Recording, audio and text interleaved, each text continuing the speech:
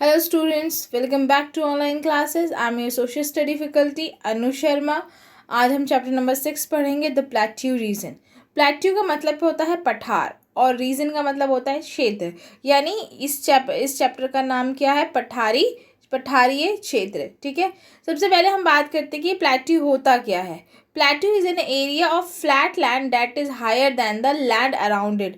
Plateau यानी जो पठार होता है वो एक समतल भूमि होती है, लेकिन ये जो समतल भूमि होती है ये भूमि से क्या होती है, ग्राउंड से ये क्या होती है, ऊंचाई पर होती है। ठीक है, बेसिकली जो पठार होते हैं वो पहाड़ों जैसे ही होते हैं। ठीक है, जैसे जो पहाड़ होते हैं वो भूमि से क्या होते हैं, ऊंचाई पर होते हैं ना, भूमि से ऊपर उठे हुए होते हैं। सेम पठार भी भूमि से ऊंचे ही उठे हुए होते हैं, लेकिन पहाड़ों की क्या होती है, चोटी होती है, लेकिन पठारों की चोटी नहीं होती है, वो ऊपर से क्या होते हैं, समतल होते हैं। ठीक है, plateau region is one of the important landform of India. Plateau region जो है इंडिया का सबसे इम्पॉर्टेंट भूभाग है। ये कंट्री का बहुत बड़ा भाग कवर करते हैं। ये जो प्लेट्यू रीजन्स है ये साउथ से साउदर्न प्लेन तक फैले हुए हैं और साउदर्न टिप ऑफ इंडिया तक फैले हुए हैं।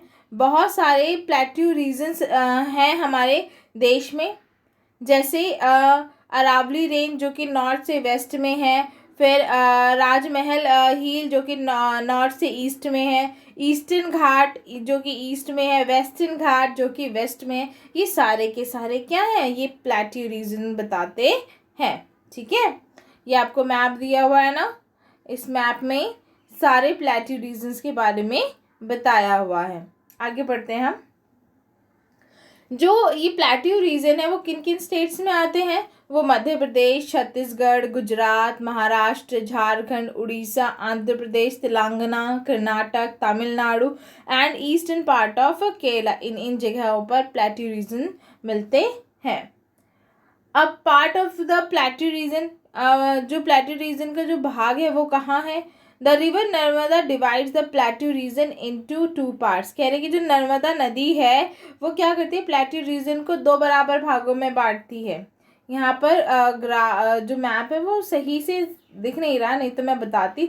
जो गुजरात की तरफ से जो यहाँ से हल्की हल्की जो लाइन जा रही है, जो वो नर्मदा नदी है, और ये नर्मदा नदी ये प्लेट्यू रीजन्स को दो बराबर भागों में बांटती है। आप जो ये पिंक शेड देख रहे हो ना मैप में, जो पिंक शेडेड एरिया है ये सारा का सारा क्या है, प्लेट्यू रीजन है। और यहाँ पर गुजरात से निकलने वाली जो नर्मदा नदी है, इट्स नॉट गुजरात बट उसी के नीचे से नर्मदा नदी निकलती है और वो प्लेट्यू रीजन को दो भागों में बांट देती है, जिसे क्या कहा जाता है,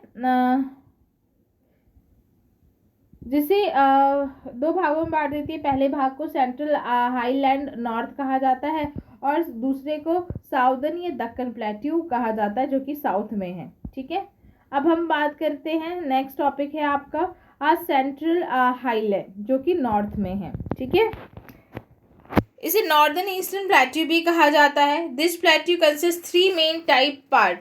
अब ये जो प्लेट्यू है ये तीन तरीके, इसके तीन भाग हैं। ठीक है, पहला छोटा नागपुर प्लेट्यू, दूसरा छत्तीसगढ़ प्लेट्यू और तीसरा बस्तर हिल। ठीक है, बस्तर हिल भी बोलते हैं इसे। ये जितने भी रीजन है, पठारीय क्षेत्र हैं, ये नॉर्दर्न ईस्टर्न पार्ट में देखने को मिलते हैं। सबसे पहले बात करते हैं छोटा नागपुर और प्लेट्यू की। Jharkhand and part of West Bengal and Orissa make up the Chota Nagpur plateau. कह रहे कि झारखंड और बंगाल, वेस्ट बंगाल का कुछ पार्ट और उड़ीसा, ये मिलकर क्या बनाते हैं, छोटा नागपुर प्लेट्यू बनाते हैं। ये जो प्लेट्यू है ये बहुत घने जंगलों से घिरा हुआ है और ये जो एरिया है यहाँ पर ये बहुत रिच है मिनरल्स के लिए। यहाँ पे बहुत सारे मिनरल्स मिलते हैं, जैसे आयरन, कोल, मीका, बैक्साइट और मैग्नीशियम जैसे मिनरल्स यहाँ पर मिलते हैं। ठीक है, नेक्स्ट है आपका छत्तीसगढ़ प्लेट्यू। ये जो प्लेट्यू है वो साउथ में, ये छोटा नागपुर के साउथ में सिचुएटेड है। ये this wide and fertile plain, ये जो एरिया है ये बहुत चौड़ा है और बहुत उपजाऊ है। क्योंकि क्योंकि ये जो एरिया है वो महानदी के रिवर द्वारा बनाया गया है लाखों हज़ारों सालों से। This region receive heavy rainfall, और इस रीजन में बहुत ज़्यादा बरसात भी होती है, इसलिए ये रीजन जो है बहुत फर्टाइल है। उसके बाद बस्तर हिल की बात करते हैं। ये जो बस्तर हिल है वो छत्तीसगढ़ प्लान के दक्षिण में सिचुएटेड है। यहाँ पर बहुत घने घने क्या हैं, जंगल हैं। यहाँ पर बेसिकली साल, बांस और टीक के पेड़ मिलते हैं। ठीक है, सो गाइस आज के लिए बस इतना ही। नेक्स्ट क्लास में हम नेक्स्ट टॉपिक को पढ़ेंगे। So goodbye, take care.